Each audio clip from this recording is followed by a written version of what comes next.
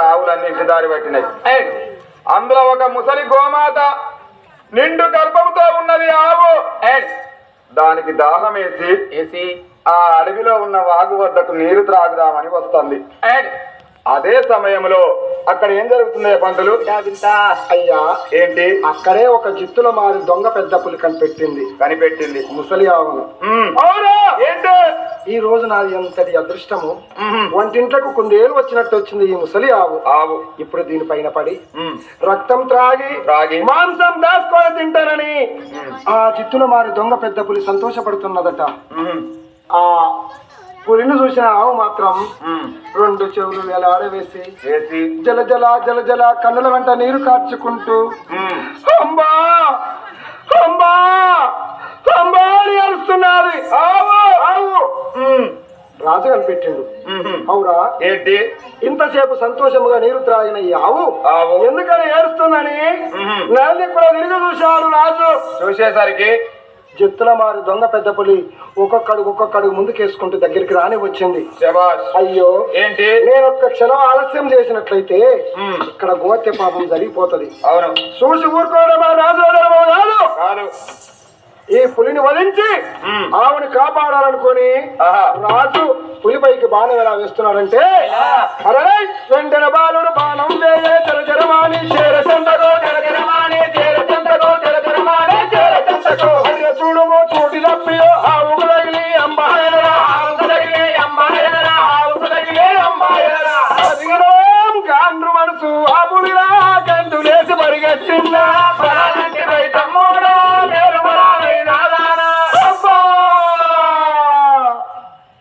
శార్దూలంబది కోవును బట్టగా కొట్టిది బాణమో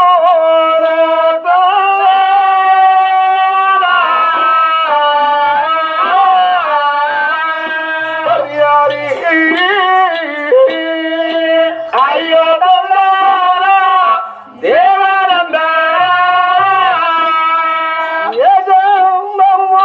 చేసిన పాపము ఎరుడనైతే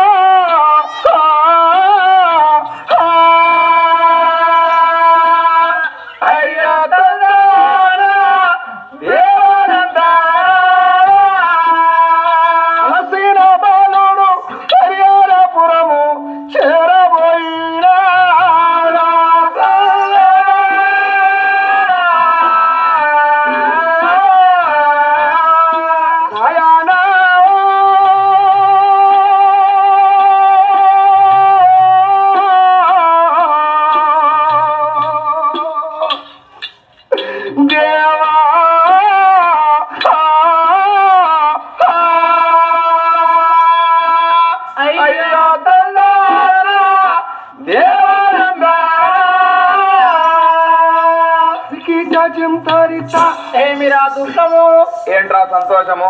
అప్పుడు ఆ రాజు కూడా గోగు పైన పడి ఎలా దుఃఖిస్తున్నాడు బాబు? ఆనందరాజు దిగ్గున లేచాడు. ఏ విధంగానైనా ఈ పులిని వధించి ఆవును రక్షించాలనుకున్నాడు రాజు. సదు హృదయంతోటి ఆ పులిపైకి బాణం వదిలిపెట్టాడు. వదిలిపెట్టగా చరాచరం అనుకుంటూ బాణం పుల్ల వెళ్ళుచున్నది. జిత్తులమారి పెద్ద పులి బాణం చప్పుడు విన్నది.